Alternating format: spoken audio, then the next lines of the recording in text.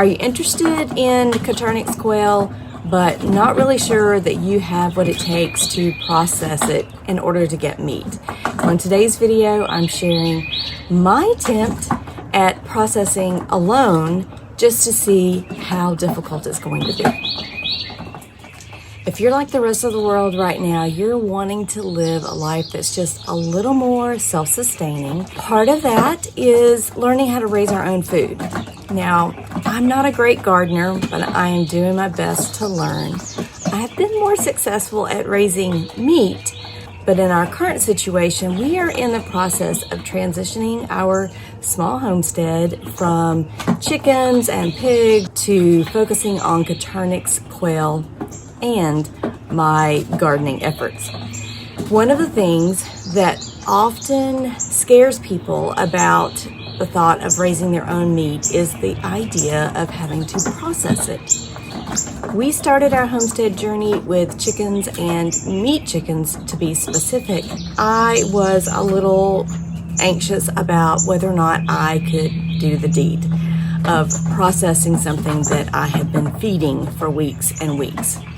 Well, it turns out it was a lot easier than I thought, and it helped to have company, but you're not always going to have company, and you're not always going to have all the conveniences that we had when we were processing chickens. And by conveniences, I'm talking about all the equipment that's required to process chickens. Today, I am processing 6 quail. It would have been 7, but I'm trying to do this all by myself and I lost one. So one little quail got pardoned, and hopefully he'll make it out in nature. I'm not too sure because we won't be there to provide the feed for him. I have 6 jumbo brown males that I'm going to process today for dinner tomorrow night when our son comes home. So that will still give us 2 quail apiece for our dinner. So I'm going to start with the first one, and my only supplies here are a pair of sharp scissors, very, very sharp scissors, and I have a small 2-gallon bucket to dispatch in and to put my discards in, and I have a clean 2-gallon bucket to put my clean quail in, to take them inside and get them further cleaned up. So that is all the supplies that you actually need.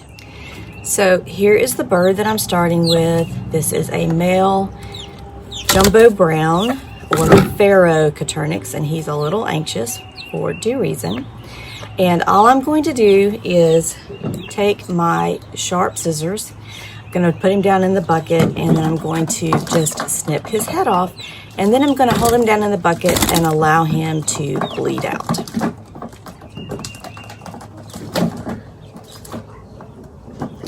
One thing that we did learn when we were processing chickens is that if you give the bird a little time to hang upside down, it kind of calms them and helps to prevent some of the flailing. When I do cut his head, he's going to bleed out, but he's also going to jerk, and that is just part of the nervous system working, and it is nothing to be concerned about.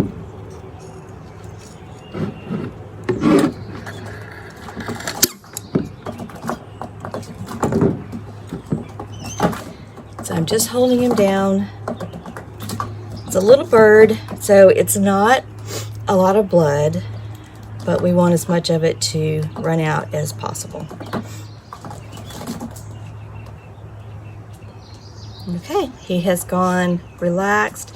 So now, in order to clean him, I'm going to start with cutting off the legs at that little joint right there.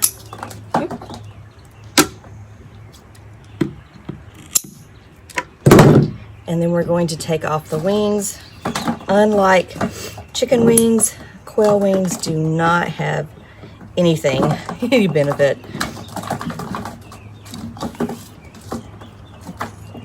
except for maybe as a cat toy.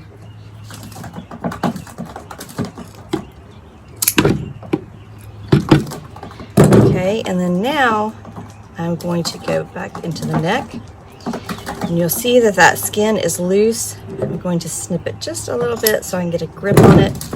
And basically we are just going to skin the bird. Now you can use a plucker. They do make a quail plucker just like a chicken plucker, but it is just a lot more time consuming and easier to, and it's very little skin to save. Chicken skin is wonderful to have, you know, with your chicken for those good healthy animal fats, but it's a lot of extra work.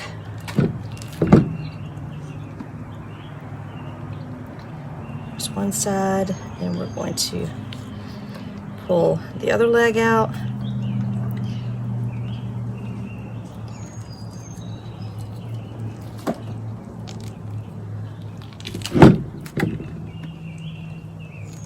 I may not be super proficient at it, but this is not really difficult.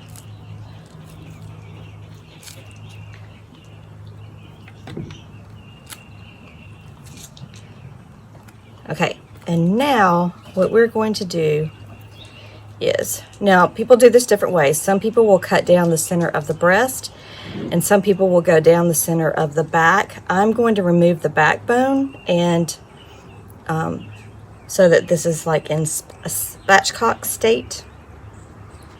So I'm going to go up one side of the backbone and up the other side and remove that.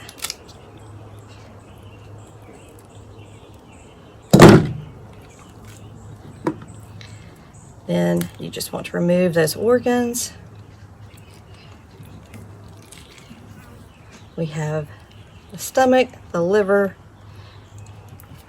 the lungs, and the intestines.